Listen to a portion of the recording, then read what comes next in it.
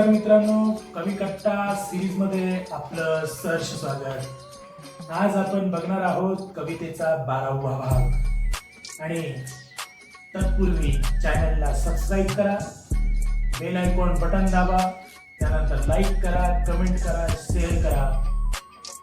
चला तर मग वेळ न दवडता कविता या ठिकाणी सादर करूया.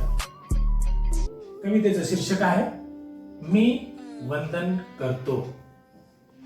भूतकाळातल्या आयुष्याचे चिंतन करतो, भविष्य काळात जगण्याचे मी मंथन करतो. भूतकाळातल्या आयुष्याचे चिंतन करतो, भविष्य काळात जगण्याचे मंथन करतो. माझेच मजवर उलाल झाले गुलाल टाकून, माझेच मजवर उलाल झाले गुलाल टाकून. आनंदाने अनुभवाचे मी कीर्तन करतो, भूतकाळातल्या आयुष्याचे चिंतन करतो, भविष्य काळात जगण्याचे मी मंथन करतो. धर्म अनोखा पाळला कधी टाळला नाही, धर्म अनोखा पाळला कधी टाळला नाही. अन्याय झाला तरी स्वच्छ मी वर्तन करतो, भूतकाळातल्या आयुष्याचे चिंतन करतो, भविष्य काळात जगण्याचे मी मंथन करतो.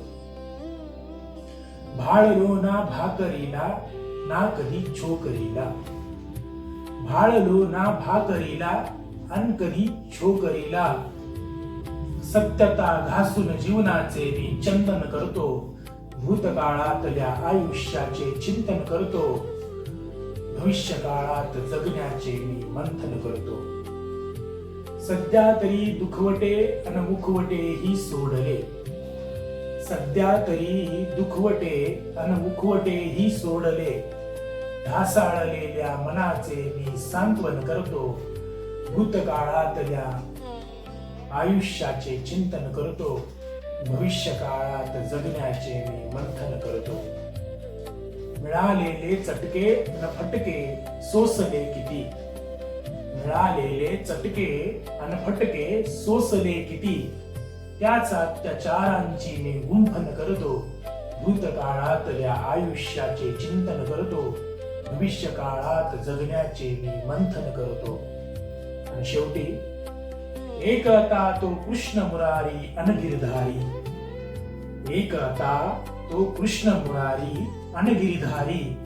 फक्त सख्या सावळ्याला मी वंदन करतो, भूतकाळातल्या आयुष्याचे चिंतन करतो, भविष्य काळात जगण्याचे मी मंथन करतो, मंथन करतो.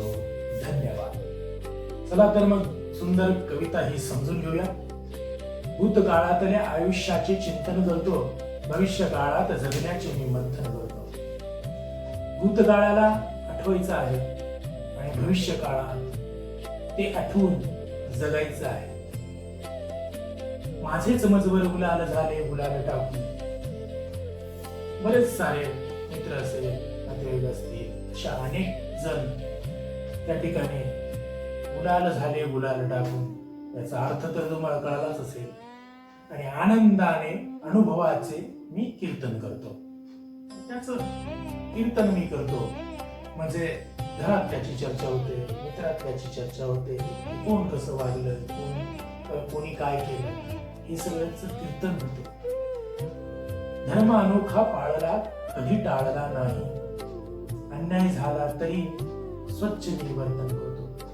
धर्मातही राहून, नीतिमत्तेनेही राहून तरी गालबोटच लागत असेल तर कितीही जरी अन्याय झाला तरी मात्र वर्तन हे स्वच्छ ठेवण्याचा प्रयत्न कायम ठेवला.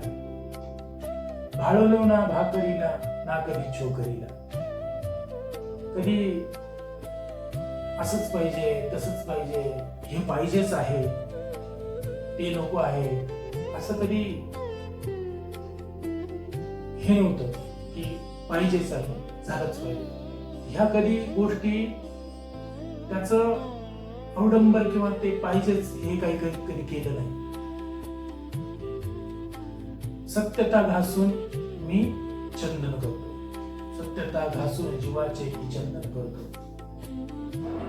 चंदनासारखं घासलेलं हे त्या ठिकाणी सध्या तरी दुखवटे आणि मुखवटे ही सोडत. सध्या कुणाचा दागदारा नाहीये, कुणाच्या बारशाला नाहीये, कुणाच्या लग्नाला देखील नाहीये. तर ह्या सगळ्या ज्या काही गोष्टी आहेत तर एकटेपण म्हणजे काय आणि ढासळलेल्या मनाचे मी सांत्वन करतो. मन ढासळलं आणि निगेटिव्ह झालेलं आहे पूर्णपणे. जे आजूबाजूला जे वातावरणाची जी वागणूक मिळाली त्यामुळे झालेलं निगेटिव्ह मन, त्याचं मी सांत्वन करतो.